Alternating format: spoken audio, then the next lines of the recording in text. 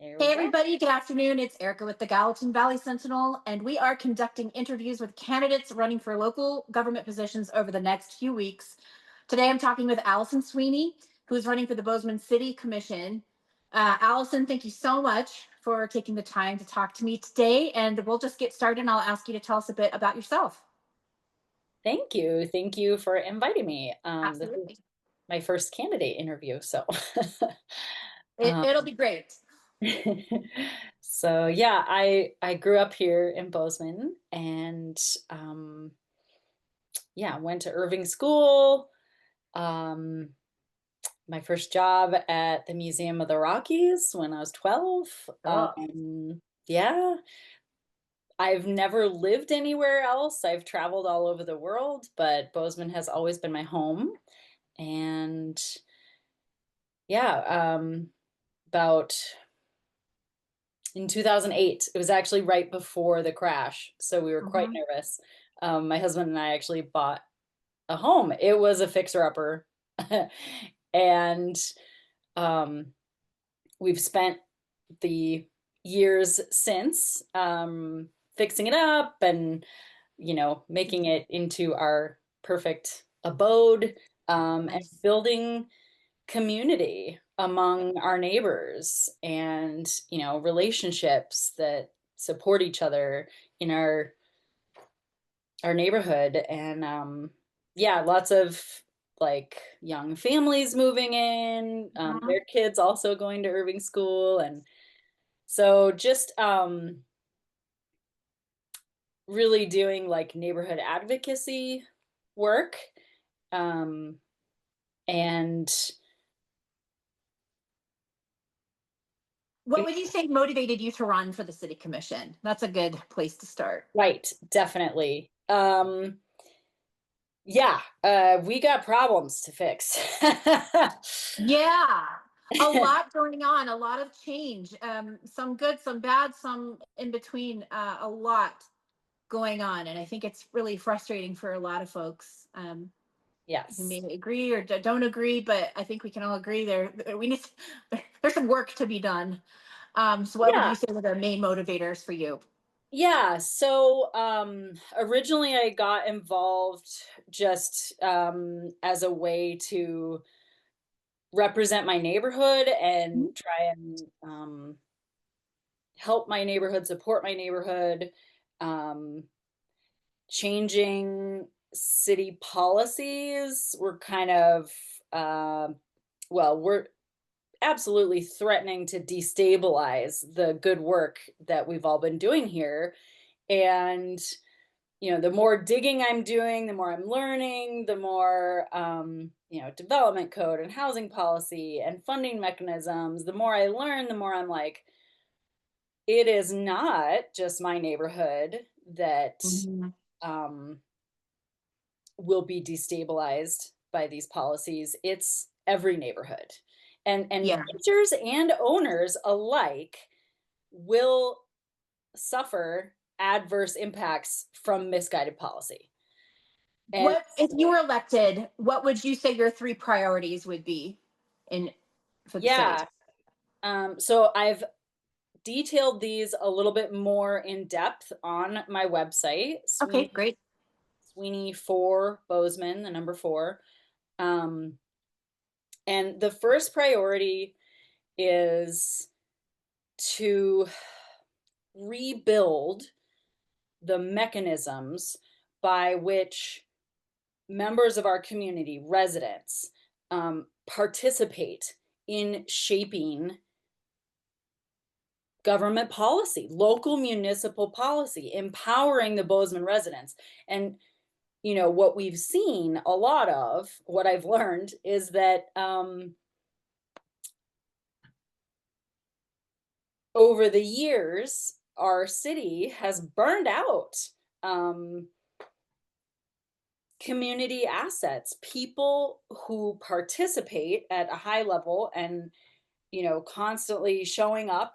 And Hmm. despite that, they are not seeing Right. outcomes. And Yeah. so, I've learned that there's been kind of a systematic dismantling of the ways that residents participate. So I want to restore those mechanisms. Okay. And then improving our quality of life. I think no matter where you live in the city, no matter your socioeconomic bracket, no matter your hobbies or your status as a renter or an owner, everyone is suffering from, changes in quality of life. And Hmm. so things that impact that, to me, of course, is housing accessibility and stability, but also,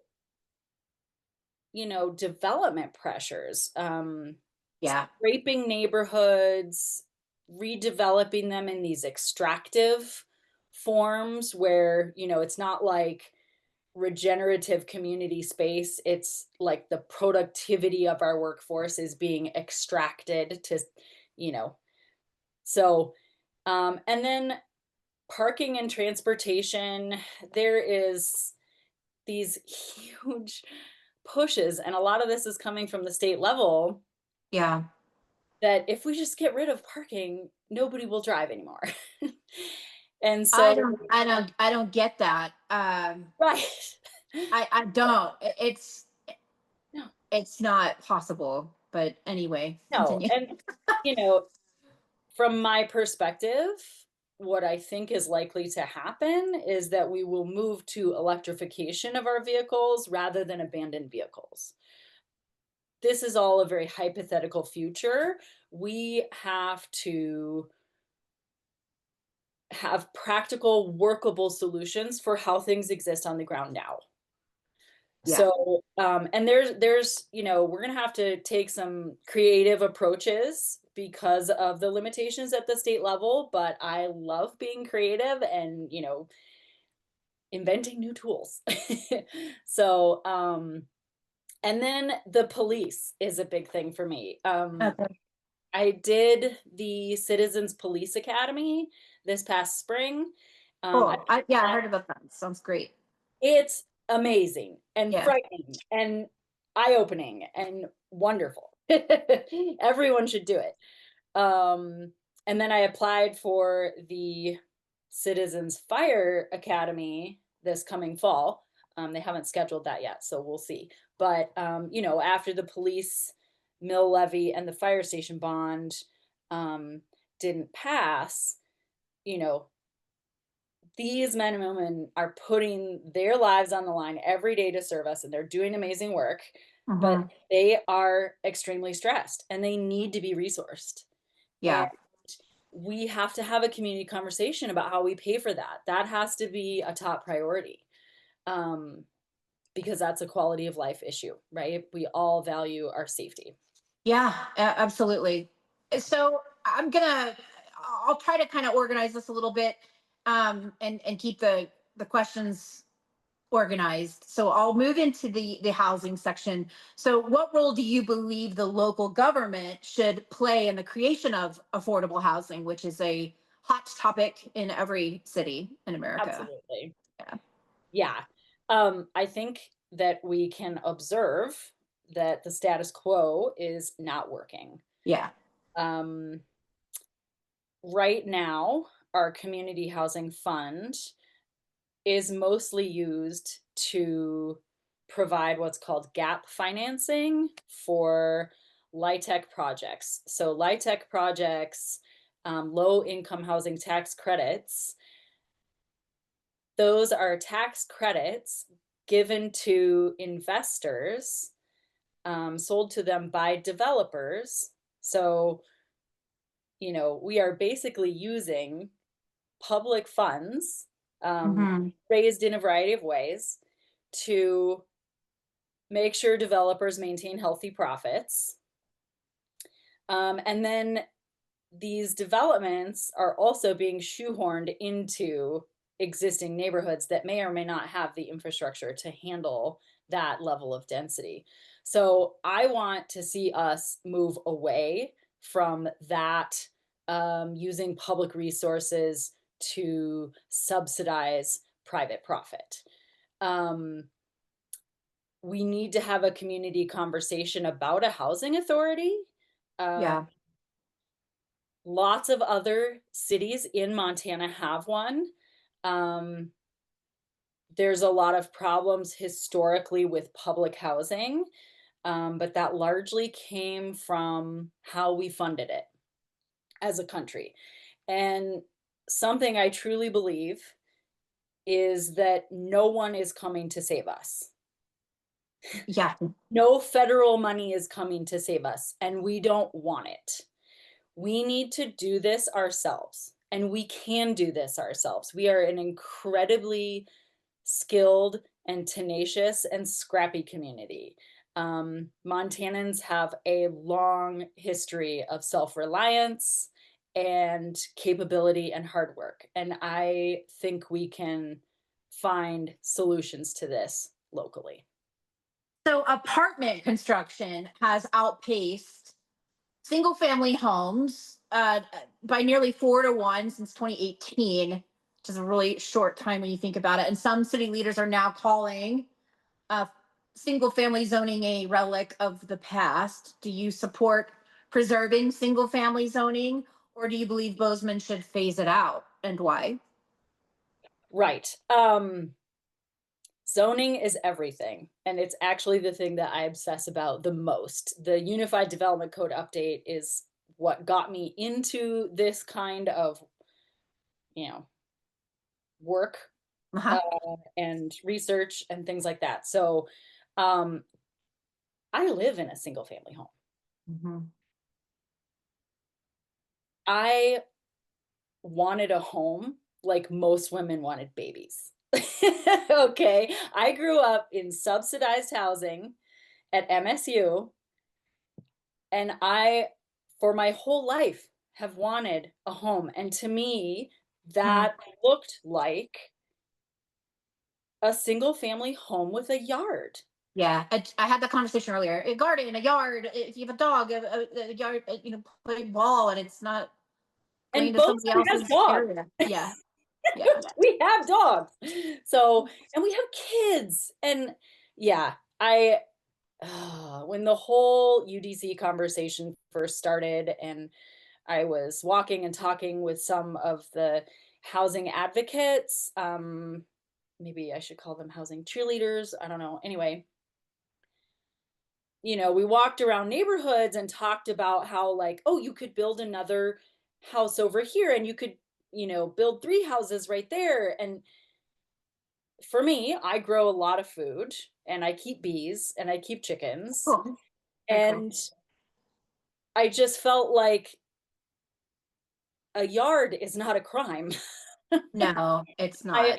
so so yeah, and you know, this whole conversation about the end of single family zoning, the state legislature has already done that to us, right? So everywhere you allow a single family home, you have to allow a duplex. That's a decision that was made for us. Do we need to go beyond that? No. We can continue. I've been advocating for the new zoning update, the lowest density zone, RA, to allow 2 units. The state has also mandated that you allow an ADU, an additional dwelling unit, everywhere. So everyone can put a duplex and a backyard cottage. For the lowest density zone, that's absolutely fine. Um,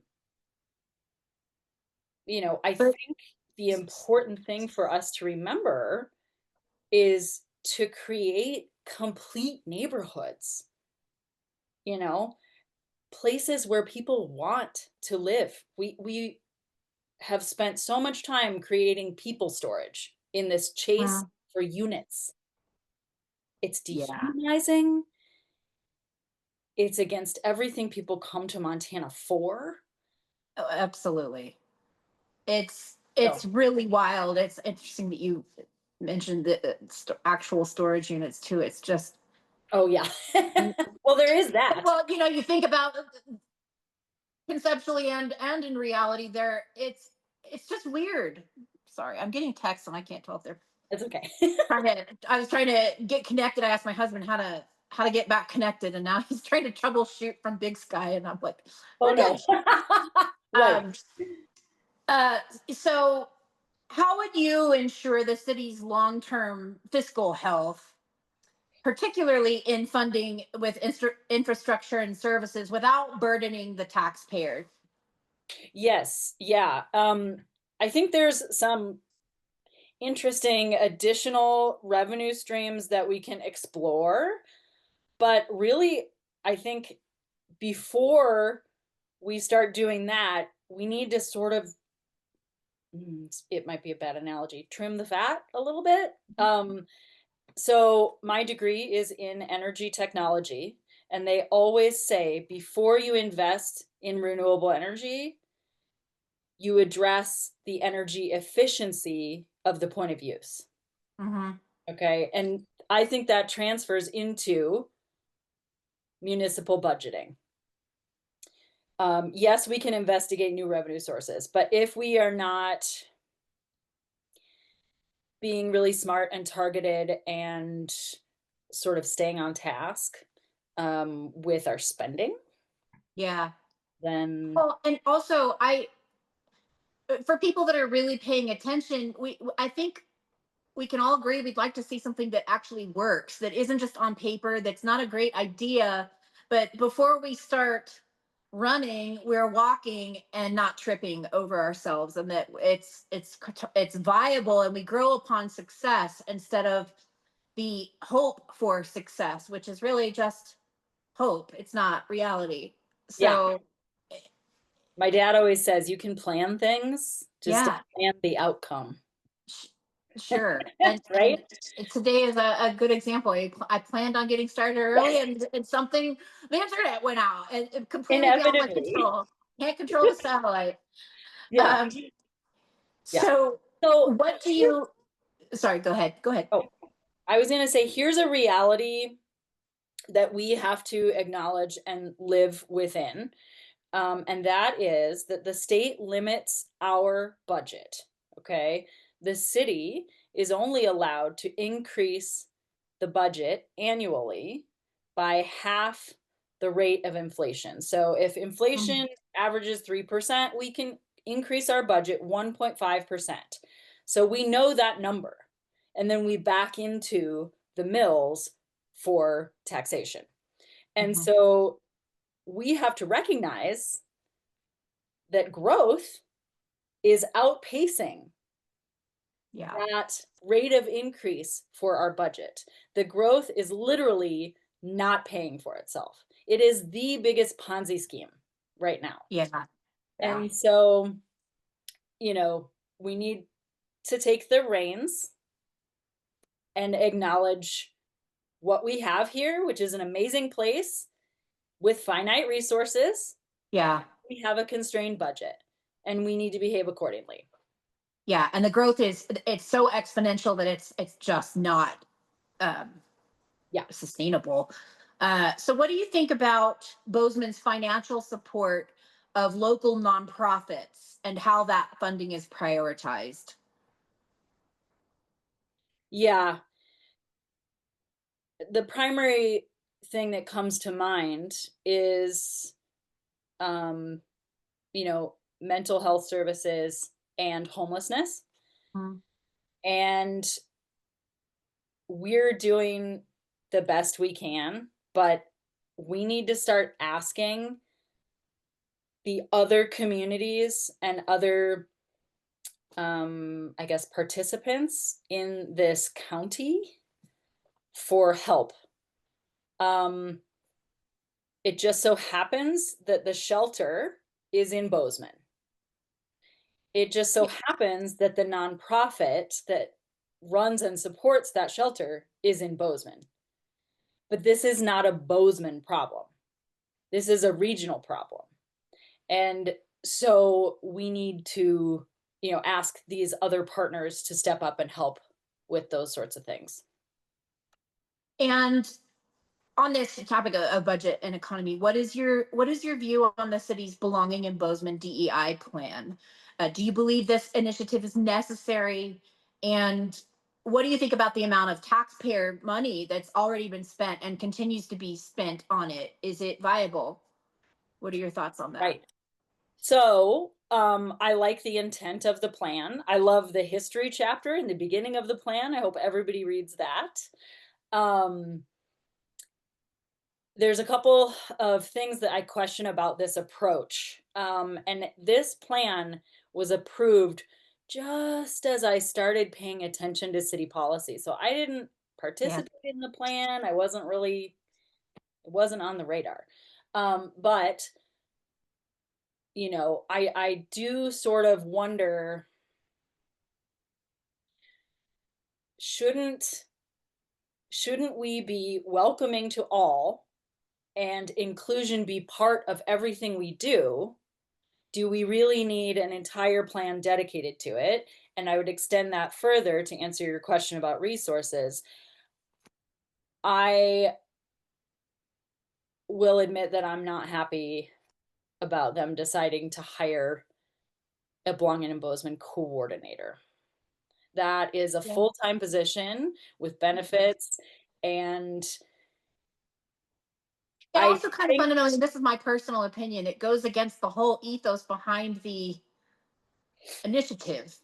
If it creates a separation where we're trying not to separate, right? It's just a we little shouldn't be separating into, like, okay, this is a specific plan, and we're doing this because it meets this plan. It should be part of how we operate in everyday life. sure. And I think administering the plan is something that can be done within our existing HR department. I Yeah. don't think it's something we need more city resources for. So, yeah, I I do appreciate mostly the ADA outreach in that plan, but again, I think inclusion and being welcoming to everybody, encouraging everybody to participate. I mean, Mhm. I don't think so much emphasis should be placed on Being identity. different. Yeah, yeah. I think And I think there's a lot of support.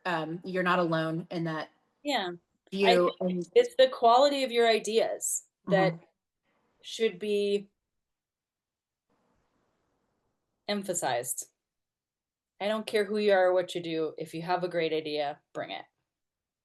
Do you think that the current mayor and city commission are representing the majority of the constituents at this time? No, absolutely not. Without question.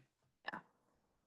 How would you how would you improve transparency and accountability at City Hall if elected?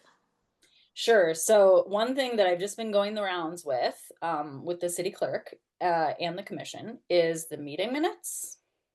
Yeah. Is a very entry level step into that, but I don't know if anybody's noticed, but recently the meeting minutes are um, timestamp links to the video. Yeah, they have noticed. Yeah. Yeah. So I am pushing for a return to full qualitative substantive minutes. I think you should be able to sit down for 20 minutes and read a document that tells you what was discussed, what was questioned, what are the concerns, and what decisions were made. And direction to staff is a decision. And so that's the first line of defense, I guess, on transparency. Um, I also have serious concerns about what our current city administration considers a conflict of interest or not. So Mhm. that's concerning. What do you think about the city's current citizen advisory boards? Oh, Bozeman has such amazing, intelligent people ready to contribute. And, you know, some advisory boards are given all kinds of power and consulted and asked to actually create policy and, weigh in on things. And then other advisory boards are dismissed, their recommendations are never brought forward, either in staff reports or in commission updates. I was just having a conversation with someone last night about what is the procedure for these advisory boards. Every single one of them has a commission liaison. What is the responsibility? What is the method for Hmm. that commission liaison to bring the discussions and the concerns and the conversations that those boards are having to the wider commission? Do they write a synopsis and email it to each other? Because we don't hear them bringing it up Right. at meetings. So, um, you know, as a member of the public, are we supposed to go watch every advisory board meeting and try to, you know, no. Go through 100 pages to find out what was said. Oh my gosh. So, Thousands of pages. Yeah. yeah. Yeah. So, and also the advisory boards are, and this is a relic of Jeff Mihalik, right? The former city manager. There's been like systematic dismantling of public participation in government, and more is coming from the state. Yeah. That's a different issue. But um, the advisory boards were consolidated, which is fine. There were 40 boards. That's too many. I would agree. But um, certain boards are hamstrung in what conversations they can have, what city policies they can weigh in on, even though that policy may affect their wheelhouse. Yeah. Um, so, yeah, we need the citizen advisory boards to have real power. Yeah. I I am with you on that. So we'll move into public safety and infrastructure. This is something that you brought up as being one of your top priorities. And I think I know the answer, but I want to be comprehensive. Do you believe the city is currently doing enough to support the police and fire services? No. Yes, no. I know that their negotiations over pay last fall were Hmm. quite contentious. And was it last fall? 2 falls ago? Last fall. Um, anyway, It was yeah, last no, fall. we're definitely not doing enough. We need more police officers, but we also need like evidence techs and um, all kinds of other supportive staff that you don't see out on the street every day, but you fill the um, patrol positions first, and then you fill the other positions. So yeah, no, we definitely need more staff. And um, in the Citizens Police Academy, it was broken down into different chapters every week. And um, we're definitely seeing a lot more use of force. And I have friends who have had bad experiences being adjacent to incidents. Um, Mm, but I think a majority of what you hear from the public that they want is like traffic enforcement. yeah. And I can tell Good point. you, if that's what the public is complaining about, our police are doing an incredible job, because there is a heck of a lot more going on here than that. They're keeping all of that at bay, and we see the traffic. Yeah. So that leads me into a controversial topic. What is your perspective on the increase in Bozeman's illegal alien population? And do you think that the city should play a role in that? I do not think the city should play a role in that. I actually went on a ride along with an officer, and um, he pulled over a young driver for questionable driving, and the driver presented a form of identification that was not an American driver's license. We'll say that. Okay. And um, turns out he was not drunk, and so he was not violating um, the law for which he was pulled over. So our police officer let him go and told him to drive better. And I agree with that approach. I do not think we have the bandwidth at all to address that with our municipal police force. And I think if you ask them, they prefer that as well. It is interesting topic because my family has my brother-in-law is married to an immigrant. Mhm. Um, and it's interesting, she went through the legal process to immigrate, and they're actually quite concerned about illegal immigration because they went through the legal process. Um, I also had a neighbor who whose visa was revoked for a traffic violation, and it caused a huge rift in our neighborhood community. And so there's Yeah. so many sides to that landscape. I hope the federal government sorts it out because I don't think that's what our city government should be concentrating on. Well, we have so many people just in general, and if it's a matter of just bandwidth for law enforcement, and it's just another issue that we need manpower and able to be able to tackle it and handle it. I don't think we any of us have the answers, but You know what they are concerned about, the police, is labor trafficking. oh my, Yeah. yeah, So yeah. they are concerned about that. Yeah, it's an issue, it's a topic, and it has to be Yeah. addressed. I think there's no way that we can ignore it as a community or as a country. Right. Um, but we'll move along. What do you think about Bozeman's water supply and the Bozeman water adequacy ballot Mm, initiative? That's a big one. I know, right? Mhm. So, I mean, isn't it interesting that for years we've all been told water is finite, conserve water, don't water your lawns, there's all these regulations. Um, Fortunately, gardens are allowed to be watered. Um, I grow a lot of food, so but I'll pick your brain. I'm like a novice. I'm I know. it's really fun. Yeah. It's so exciting. I go out there every day, like, oh cool. Yeah, what It's do I get to fun. eat today?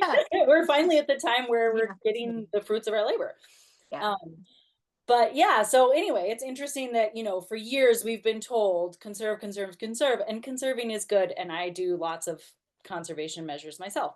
Mhm. But then when certain interest groups feel threatened Mhm.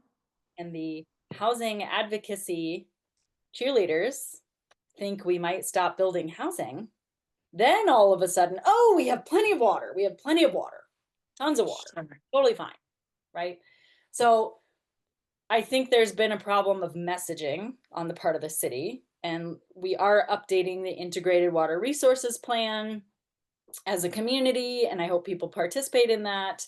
But it's a 2-year process, and so the ward ballot initiative is proposing to give the voters a say in how we allocate this finite resource. Um, and so obviously I'm all about increasing public participation. So I support the ballot initiative that gives people who live here a Mhm. say in managing this finite resource. So, Seems reasonable. right. So no one is going to escape this question. Um, Big week last week. What? How do you feel about the city commission's decision on the pride flag as a official city flag? I Yes. think public turnout was uh, huge, shocking, and I'll let you answer. I won't insert my opinion, but how do you feel about it? Yeah. To be honest, I would like to see city government stay away from the culture wars. Mhm. Um, I actually did really like the quote from Commissioner Fisher in the newspaper where he said, Montana set a trap and Bozeman took the bait. I felt like that was an incredibly divisive conversation for our community. It got us further from where we need to go, and I think and I will say, it's frustrating because you see public engagement, and we want the Gallatin Valley Sentinel formed for public outreach to keep the public informed of what is going on at City Hall, and where people care, but they don't really know how to get involved or what's going on or what meeting is when and how to right. attend, how to connect, what's being discussed. And I think when there's such a turnout for something, and it's the opposition is clearly ignored, it's extremely deflating for, as an Absolutely. American, and as somebody who has a right to participate in local government affairs. It begs the question, why get involved at all if our voices aren't going to be listened to on any issue, not just the pride flag, but any issue at all, Any water, issue at all. housing, anything. Yeah. And so it is really deflating to, because we want that, we say we want public engagement, but do they really? And Right. I hope to see a commission that really is committed to representing all of the voices in Montana and in Bozeman, and keeping our communities a, a great place to live and raise a family, however whatever that looks like. Right. Yeah. So I'll ask, why should Bozeman residents vote for you? A loaded question. Yeah, well, okay. There's 2 seats for commission open, right? I would like Bozeman voters to give me one of those seats if they believe in the culture change that I'm trying to bring. So, this is creating mechanisms for people to participate, but then also policy. You have to be able to see your participation reflected in policy outcomes, right? Mhm. And so 1 person, 5 people on a commission, we don't have all the answers. We have a duty to facilitate community answers to problems. And yeah, I guess, That's a good answer. yeah. So you mentioned earlier on the meeting, where can people learn more and support your campaign? Yeah, I'll let you repeat your website and any socials that. Yeah, thank you. Sweeney, the number 4, Bozeman.com is my website. And you can learn lots about me. Well, You can read lots of the things that I've written. Also, if people are curious about sort of the research and proposals that I've helped work on over the years, is the Better Bozeman Coalition. mhm. Um, our resources page has loads of presentations and reports and podcasts and books and um, you know, things that people can dive into to learn more about um, what comes from a truly collaborative coalition of people bringing solutions together. So, yeah. Great. Well, I so appreciate your time. It's been a pleasure to talk to you, and we wish you all the best and hope you'll update us as the months go by. And just thanks again. And I'm glad we got connected here, and I didn't have to reschedule you. Thank Uh, you so much for yeah, the opportunity. absolutely. A true pleasure. I'll talk to you soon. Thanks a Cheers. lot.